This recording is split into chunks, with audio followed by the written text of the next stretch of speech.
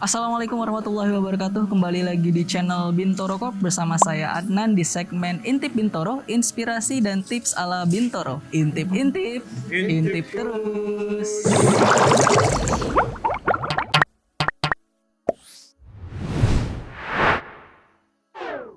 Intip, Intip terus. Oke teman-teman, sekarang kita sudah ada di daerah Jakarta Selatan di salah satu proyek Bintoro yang sedang berjalan nih teman-teman. Nah ini proyeknya proyek renovasi, jadi bongkar total, bangun baru, rumah minimalis 2 lantai. Tapi ada yang unik, apa? Rumah minimalis 2 lantai sudah bisa dapat kolam renang.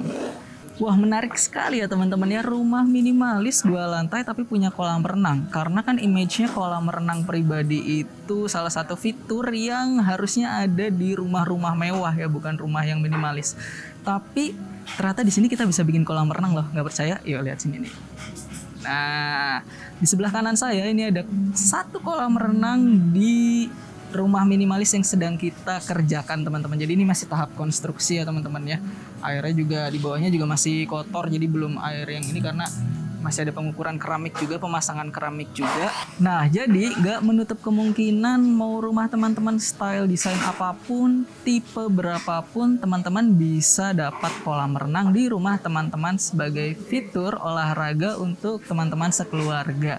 Yang penting teman-teman harus mengetahui step by stepnya. Yang pertama itu teman-teman harus mengetahui berapa lahan yang akan dibangun untuk kolam renangnya, berapa luasan lahan yang tersedia untuk dibangun kolam renangnya.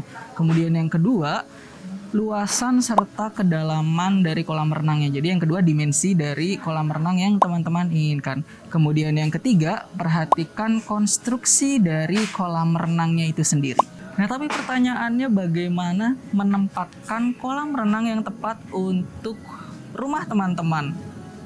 Tenang aja, kita kasih beberapa tips. Jadi tips yang pertama, teman-teman bisa menempatkan kolam renang di belakang dapur atau area taman belakang. Jadi kalau misalkan teman-teman punya lahan, ada lahan taman belakang di belakang dapur, nah teman-teman bisa meletakkan di situ. Itu penempatan yang pertama.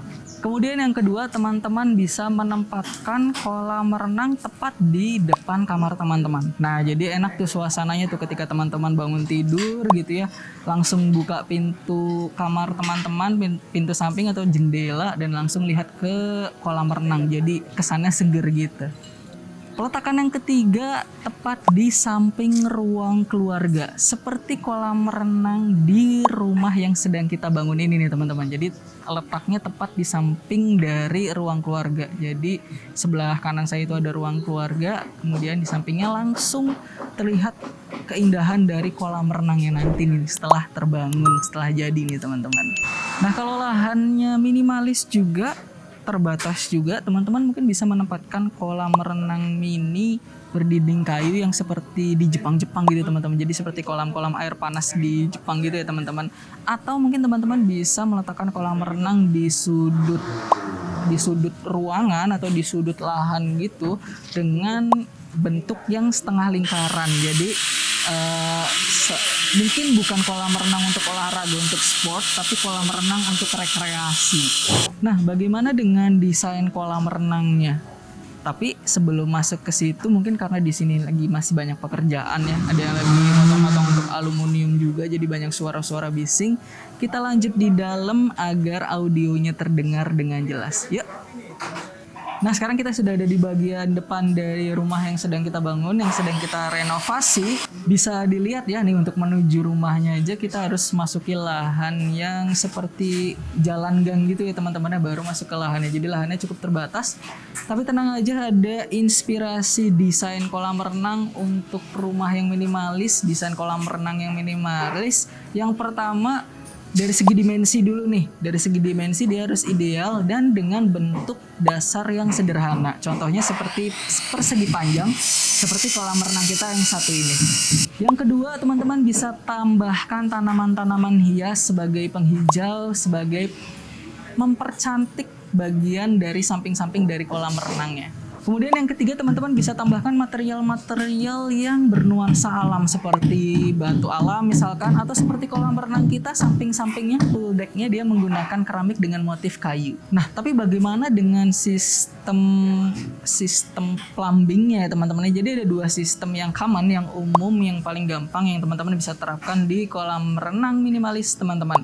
Yang pertama dengan menggunakan pompa pengisapan dengan skimmer atau dengan overflow. Selanjutnya teman-teman juga bisa merapatkan salah satu sisi dari kolam renang teman-teman ke dinding sehingga dia bisa mendapatkan luasan yang lebih luas untuk kolam renang pada area yang minimalis. Dan yang terakhir, teman-teman bisa menggunakan tangga multifungsi. Jadi tangganya itu selain sebagai pijakan untuk turun ke kolam renang, dia juga bisa berfungsi sebagai tempat duduk atau area istirahat seperti kolam renang kita ini.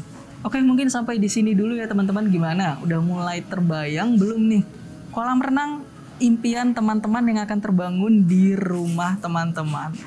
Nah, kalau misalkan teman-teman penasaran dengan hasilnya dengan kolam renang kita yang satu ini, tungguin di review rumah ketika rumah ini udah jadi. Semoga informasi dan tips kita kali ini bermanfaat untuk teman-teman semua. Jangan lupa subscribe dan nyalakan lonceng notifikasi channel Bintoro Corp kalau teman-teman gak pengen ketinggalan video-video selanjutnya, inspirasi-inspirasi selanjutnya. Dan yang pasti gak pengen ketinggalan video ketika kolam renang ini udah jadi. Oke, sampai jumpa di segmen Intip Bintoro, inspirasi dan tips ala Bintoro selanjutnya. Intip-intip. Intip terus. Terima kasih. Wassalamualaikum warahmatullahi wabarakatuh.